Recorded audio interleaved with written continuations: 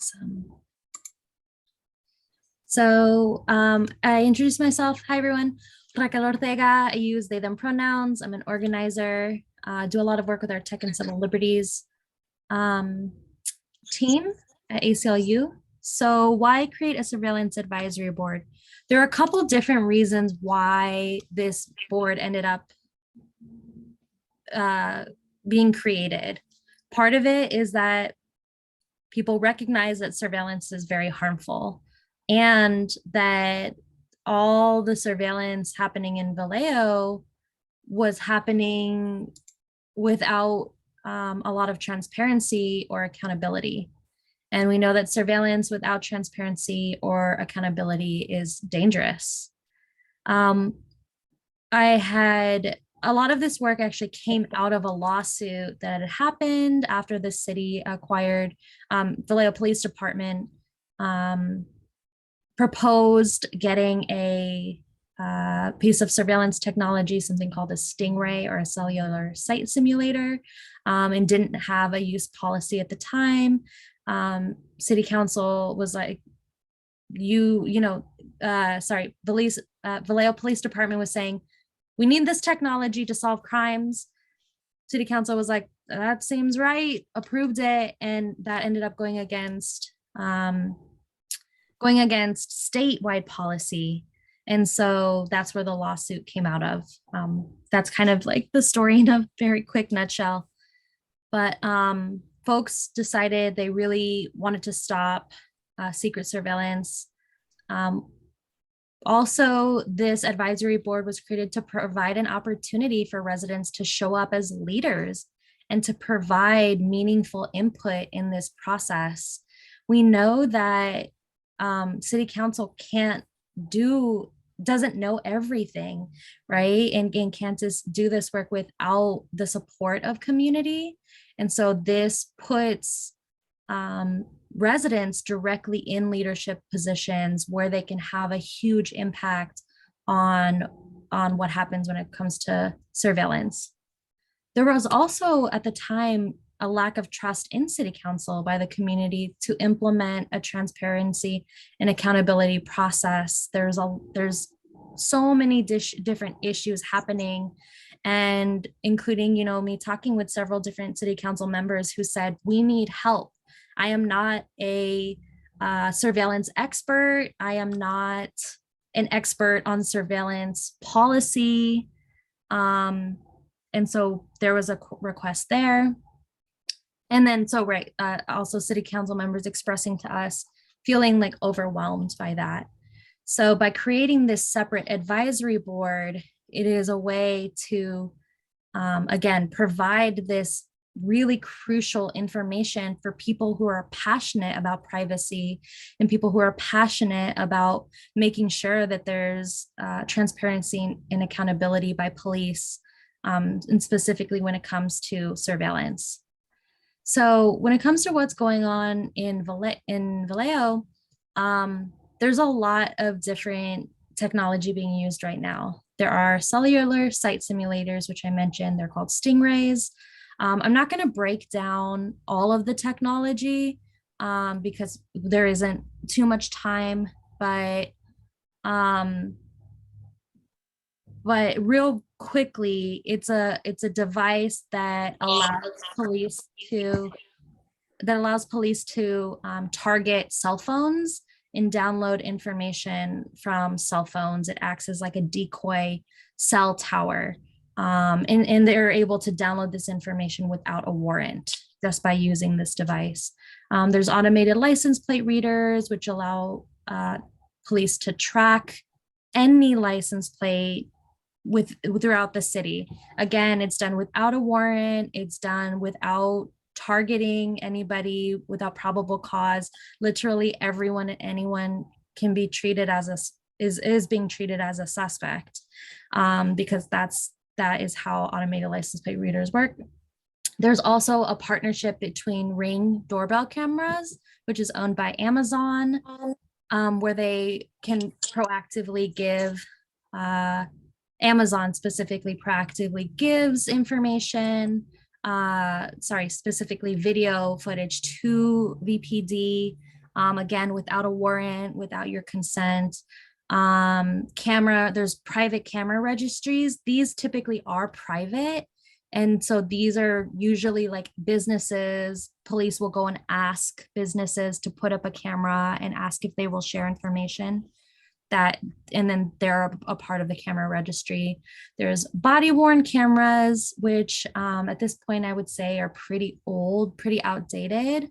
Um, and which I'll come back to that because they're starting to add on to that. And then there's also drones. Surveillance that was used that nobody knew about. There was, which Jeff, I think you all broke the story on this. Is that right? With facial recognition tech. I believe, yeah, Open Vallejo broke the story that facial recognition had been used by Vallejo Police Department. But I see you're off mute. Yes. Sorry, yes. They were testing it out and were using it. It's a company called Clearview AI that has been sued by a couple states and actually a couple countries, as I recall. That's correct. Their usage. Actually, we broke the Stingray story too. It kind of cracks me up. I'm like, oh, we broke that. But yeah, one quick thing: the Stingray does actually require a warrant, but the department has used it without getting a warrant in advance a number of times, and also appears to be using it more than, like, way more than other jurisdictions that even have them. So I just want to bring that up. Yeah, that's a really good point. Thank you. So yeah, with the technology that's being used, there's definitely a lot of questions that come with it. Jeff mentioned with the Stingray, it being used a significant amount more times here than being used in other areas. There's just lots of questions around how it was being used. And then facial recognition technology, yeah, they said they were using it, testing it out testing a demo out, and then decided not to use it, but they still used it on people and then didn't tell even city council about it until after the fact, and then after the news story broke. And then there's also surveillance that's being proposed now and in the future. And so they've already said they want more automated license plate readers, gun reduction intelligence, all of these other systems. And then most recently, they announced that they're using Trulio, a body camera audio analysis tool, which is something that I'm actually not super familiar with. And this is something that we're still kind of figuring out in terms of being allowed to use it or not, since one of the major pieces from the proposal is saying that they can't acquire new technology or software without going through the board first. So anyway, sorry, I'm getting a little ahead of myself, but there's a lot of tech. There's a lot of tech that's being used and there's a lot of questions, and yeah, as of now, there isn't a lot of accountability. So this ad hoc surveillance advisory board was created, and the role, there's several different roles of the advisory board. Two of the main pieces are to advise city council and to advise the city in general on best practices to protect the safety and well-being of everyone. The board can also submit any recommendations, findings, and reports to city staff and to city council related to surveillance technology, and including whether they should reject or cease the use of particular surveillance technology. And this is really important because as of right now, every proposal is coming from the Vallejo Police Department. And oftentimes their proposal and their analysis includes information from the federal government, like the military, that has one particular framework that they use, right?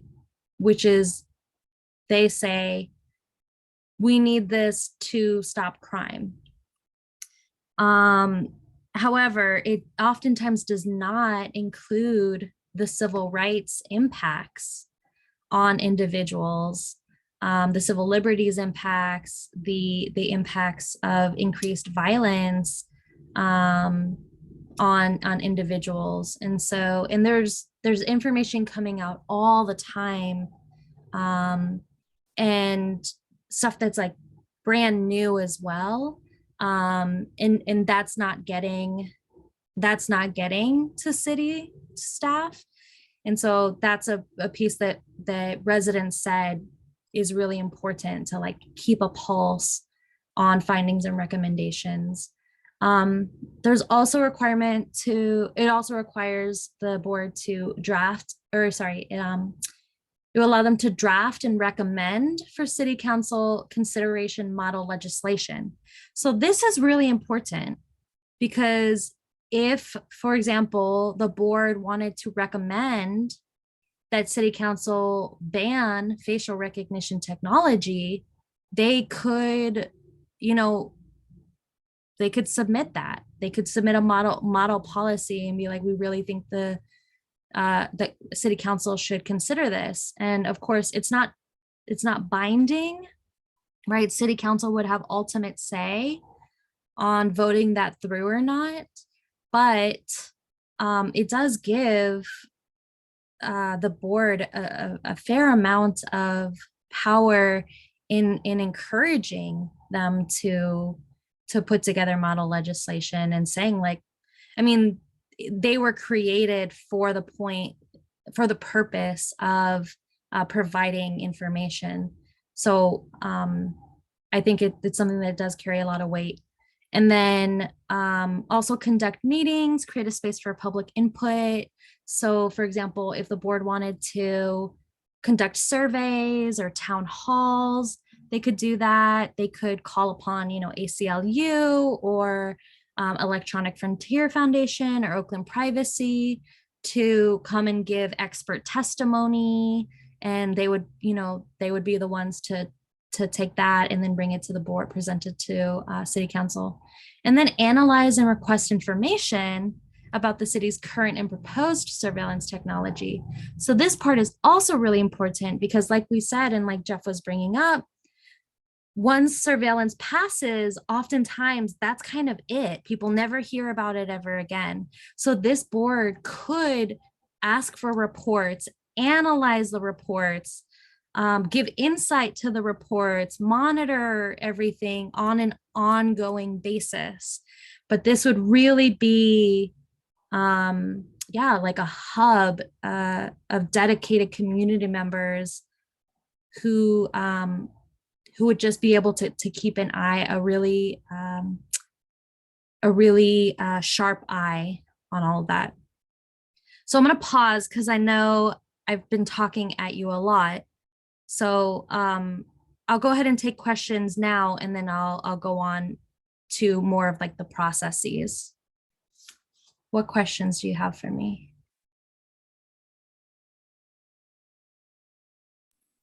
I don't have any questions, Raquel, but so far, I like the bullet points, and I think that this really gives me a vision of how the board is going to be directed. And thank you for bringing up that, what was it, the Clearview AI thing? Yeah, that was like a stinky thing. Thank God, that got nipped in the bud, but that doesn't mean that, I think it was a subscription or a sample, a trial thing. Yeah. Shady. Yeah. Yeah, I really thought it was very sneaky. No questions so far?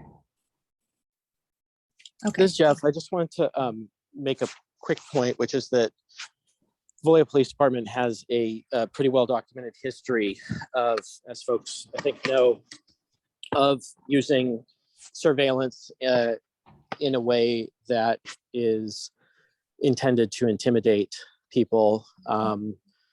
At least that appears to be the case. So Melissa Nold, local civil rights lawyer, has been filmed covertly, while just standing in the back of a city council meeting. I've been threatened with the Stingray being used on our news organization, and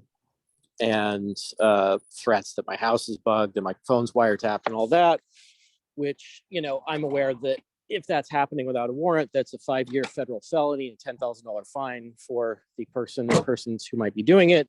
I don't think it's actually happening, but there's a long and sordid history of anybody who, or many people who speak up, actually being threatened and intimidated in ways that I have not seen a lot of outside of a international human rights context in which I used to work. So I just wanted to point that out. Mhm. Yeah.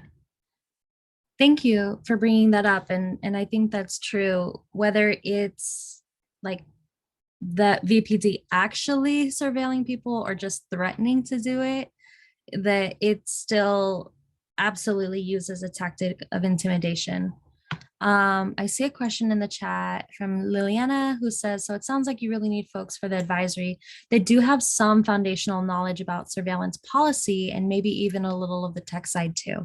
And I would actually say no, because what we really need for this board is people who are experts at living in Vallejo, like people who have spent a good amount of time there and understand some of these, who understand some of the relationship and the history of things going on.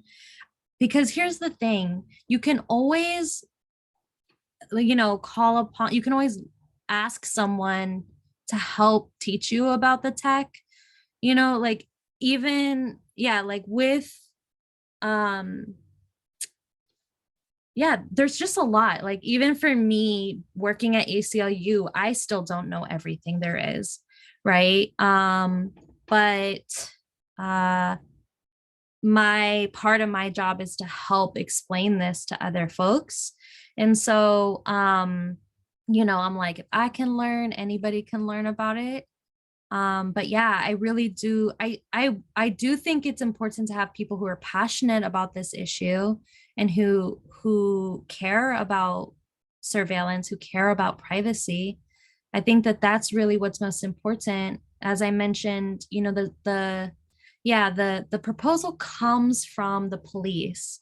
And so another reason why this was created is to provide a balanced perspective to council coming from community, to say, okay, we hear what the police have to say, like this is how it makes us feel, live as residents, as people who are the technology is going to be used on. And part of that, yes, there are some parts of it that could be technical, which again, you can ask experts to come help you with that.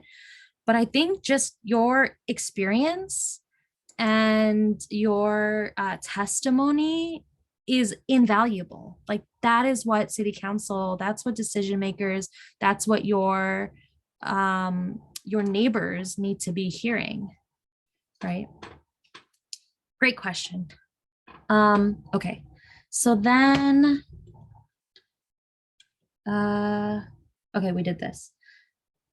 There were questions about the difference between the Vallejo Advisory Board and the Oakland Privacy Commission, because Oakland has a privacy commission, and there's a couple substantive differences. Part of it is that the Vallejo Board can create and submit recommendations, finding reports on topics, including but not limited to, like whether the city should acquire, borrow, or use this tech. Also reasonable alternatives to surveillance technology. That's something, these are pieces that are not written in the Oakland one. But these were things that residents specifically named to us that they wanted. And then policies related to surveillance technology, period. Folks really mentioned like wanting to be able to have teeth, right? And being able to not just share feelings, but like propose solutions. And alternatives to surveillance is something that seemed really important to everybody that we talked to. Also, reviewing proposals. So I mentioned any proposal to acquire new technology or software must go through the Surveillance Technology Board before it can then go to City Council to be voted on. So this is just saying they need to review the proposals, and the board may provide recommendations and advice anytime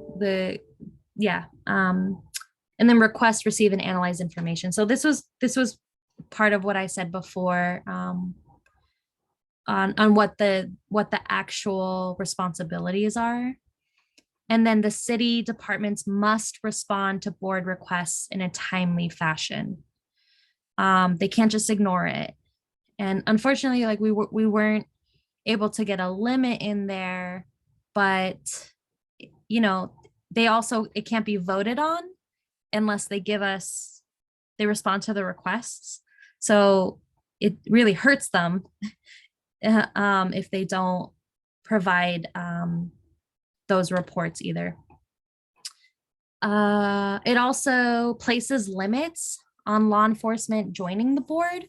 That's something that is also different from the Oakland Privacy Commission. The term limits are also unique in that the term limits run based on who the term of the appointed member, city council member, or the mayor. And then it provides any member of the public with legal right to seek enforcement of the ordinance. So that doesn't mean just people on the advisory board.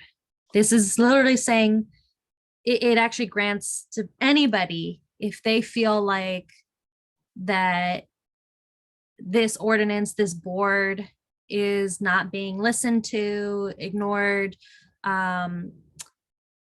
that they're not going through the process, anybody can sue.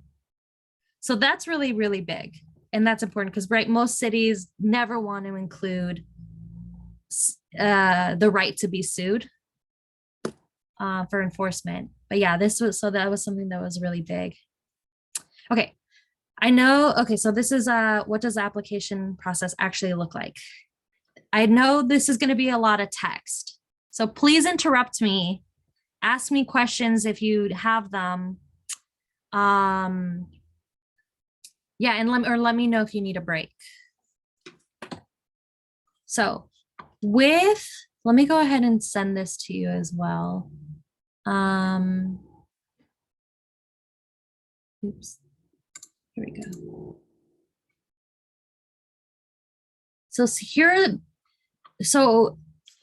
So we put together this memo based off of, I mentioned, like board ordinance and existing application processes in the city. This is our attempt to predict what the board application may require. We also, I'm gonna add some like supplemental questions and things that came up, and in those questions I mentioned came from like the Vallejo citizens committees, Marina Advisory Committee, Soltran Public Advisory Committee. So yeah, let me go ahead and paste that in the chat. That's the whole Google Doc, but the bit.ly works as well. I see other people are joining. So yeah, these are, again, what we would imagine this board to look like in terms of some of the requirement. We said you can't be police, you can't have an immediate family member who's a police or city department employee. You must live in Vallejo. If you're in, so yeah, the applicant must live in the council member's district, but in Vallejo, there's several at-large members, right? So in that case, they could select anyone from any district. We imagine, I talked about terms. We said availability on the third Thursday of every month, but I can't remember where that came from. Or no, that's an example. That's an example of like what someone might pick. And then we imagine it wouldn't be more than 10 hours a month. This is because it's an advisory board, you're not paid. I will say we're working with Oakland Privacy to actually apply for a grant for this. This is insider knowledge. We really hope to be able to get people paid for this, but as of now, it's a volunteer thing without pay. And then yeah, no applicant may have a financial interest, conflict of interest, blah, blah, blah. So typically the application options are you submit online, which it is not online yet. You can apply in person, by phone, by mail, and by email. And I've in the Google Doc, if you're in it, we put a little bit more information about details there. But you would email the city clerk. The city clerk is the one who really begins that process and does the screening.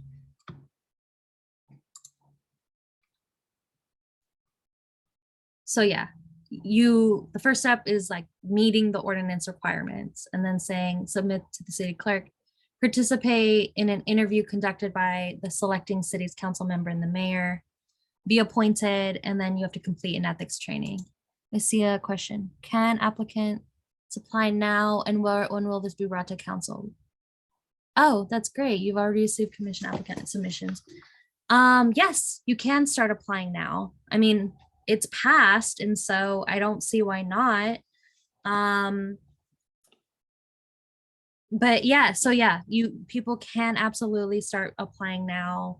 I would encourage, I'm trying to follow up with the city to include an online application just to make it easier for people to submit, and again to address like supplemental questions because people don't know what to submit right now. So okay, with Yeah, that, I know for other commissions, the city has to announce and open it, and there's a designated window for the application period. thanks, We Andrea. probably want to see if the city can formally open it up. Yeah, definitely. So yeah, these are some of the questions that we came up with that might be asked. Why are you interested in serving on the board? What do you want to accomplish on the board? What are the key issues regarding surveillance facing the city? What skills, knowledge, experience do you bring to this board? Why is the topic of this board important to the city? Have you ever resigned prior to the end of a term or being removed from a board commission? If so, why? The committee generally meets every other month or third Thursday, which again, that's just a placeholder. Will this be a problem for your schedule? Are you a member of a city employee, family member who's employed by the city? These should be no, because those are requirements. So one question that I have, or two questions that I have for you all is, do you like these questions? Is there anything missing from these questions? Because we can always follow up with the city clerk and say, ask these questions, please.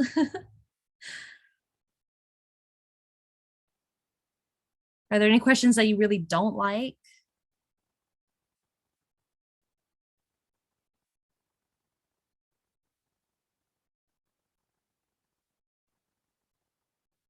You're on mute again, Tina. Sorry.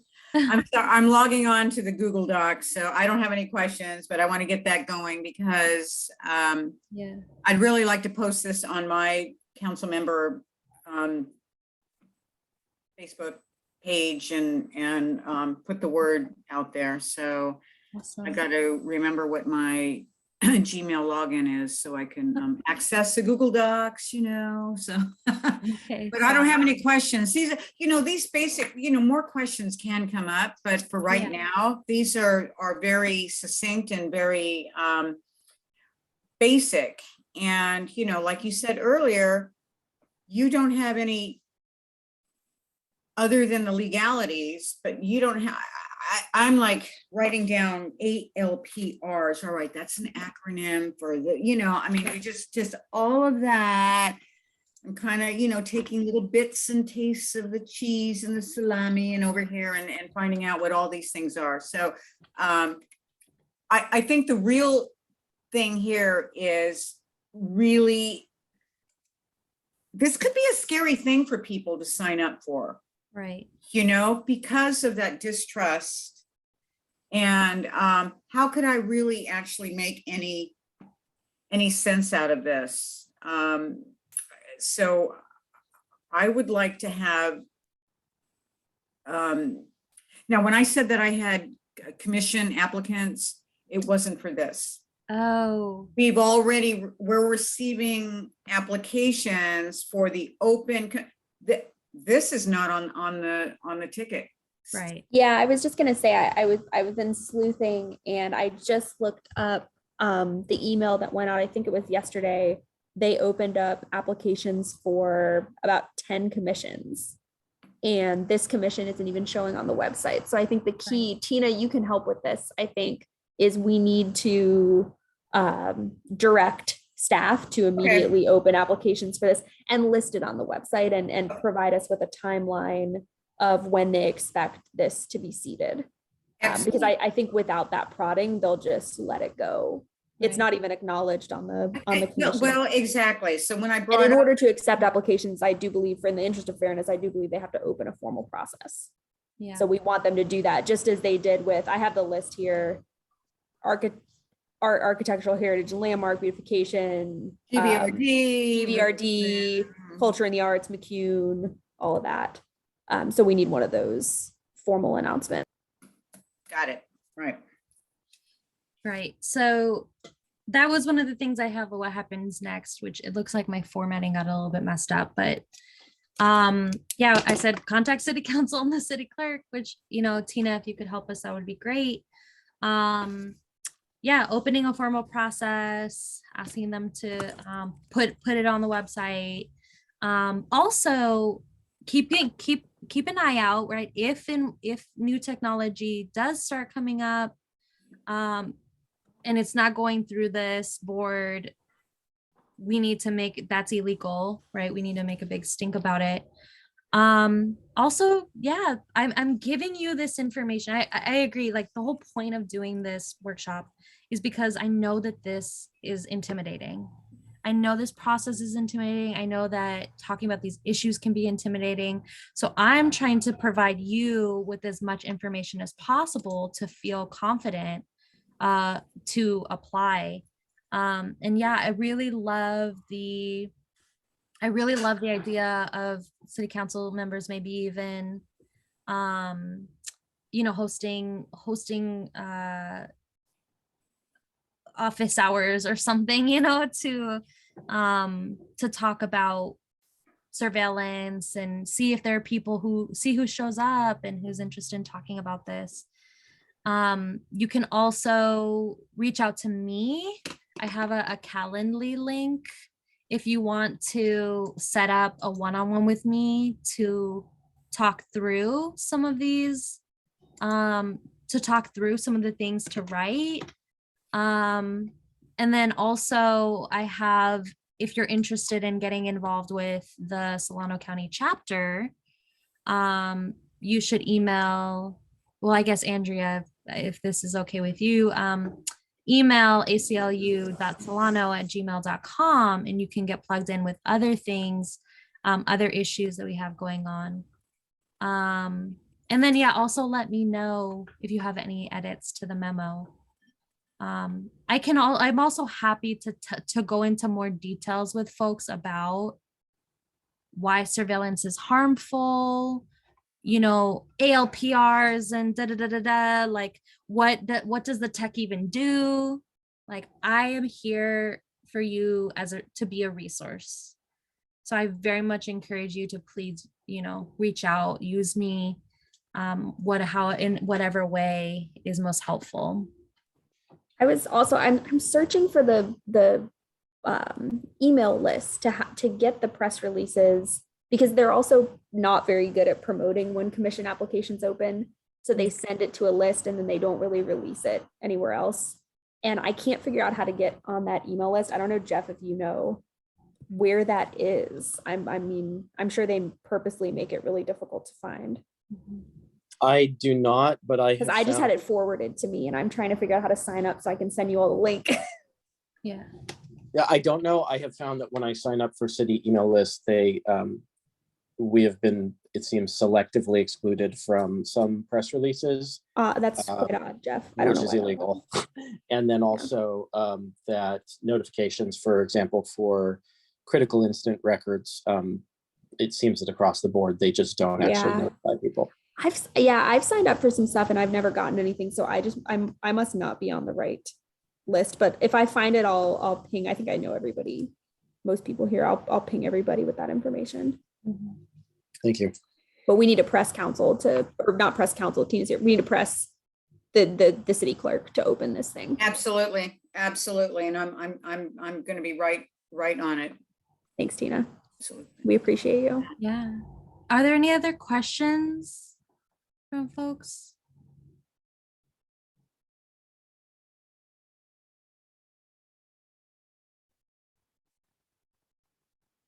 Yeah, I just want to stress again. I so understand how the idea of applying for this can be intimidating. I know a lot of folks might say I'm not ready, you know, but we need y'all. Like, we need people who care about this to be on here. And, you know, if we're not applying, then, you know, we don't know. This board is only as good as the people on it, right? And so I just want you to know that you can do it and you don't have to know everything. You know, I imagine this is the first time Vallejo has created something like this. Right? Like, that in itself is huge. Historical. Yeah. And so there's going to be a lot of learning. There's going to be a lot of learning in the process. But just getting folks who care about this on it is really important. Raquel, if I could maybe piggyback on that, and I have to be sort of careful in my role as a news editor, but I think it's safe to say that the following,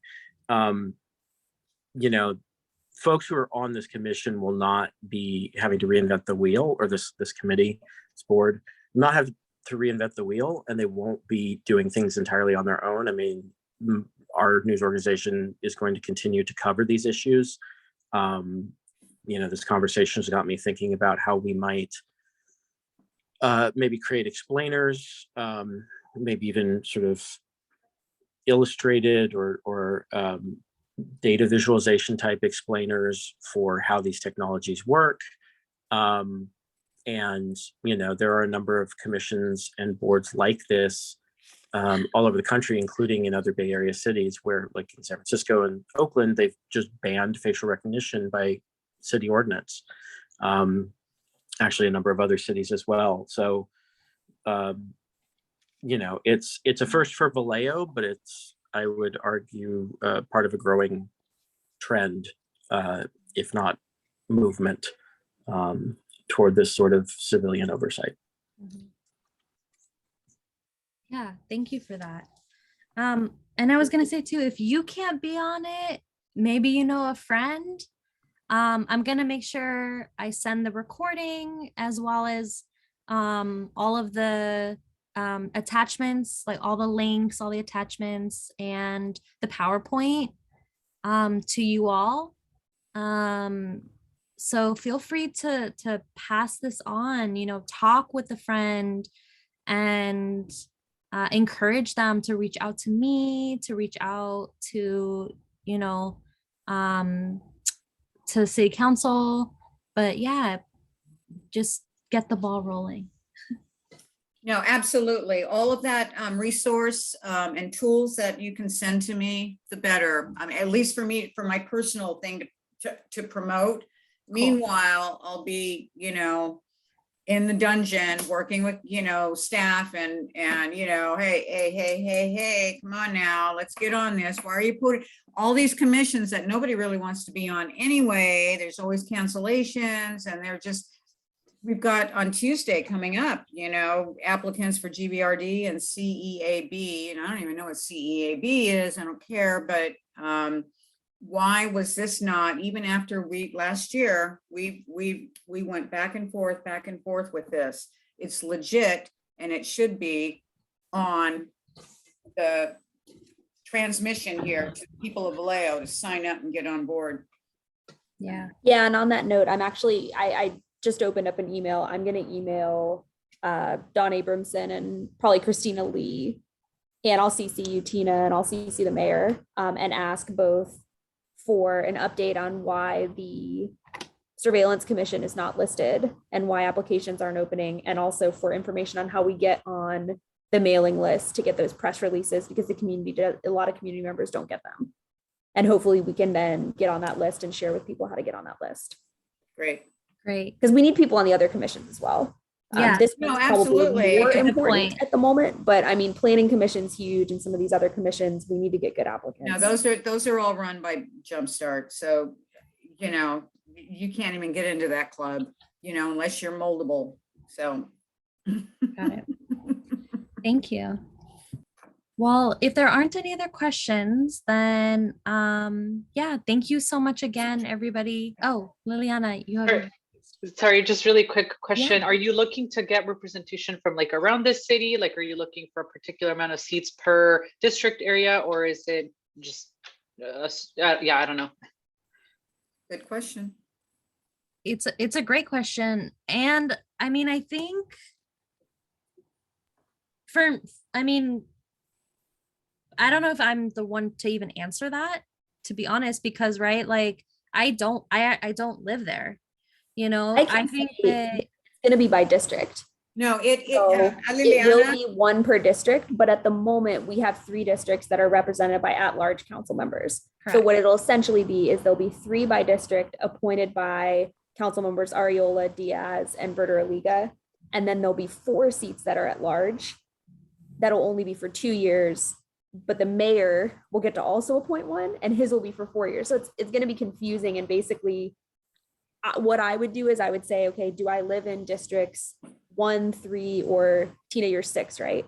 Mm-hmm. So do I live in districts 1, 3, or 6? If so, go for those, and everybody else can go for the at-larges. If you're good, you probably want to go for the mayor, right, rather than the other 3, because they're more likely to appoint an ally. Yeah, and personally, I would also say yes, like, so there's these really technical pieces around representation by district. But it would also be really great to reach out to individuals who are from immigrant communities, right? Because we know surveillance oftentimes goes from local police and gets sent to ICE. And then federal agents get involved as well. We know the Muslim community has been spied on forever. So like I would also keep in mind different communities of interest who are targeted by surveillance, and reach out to people based on that as well.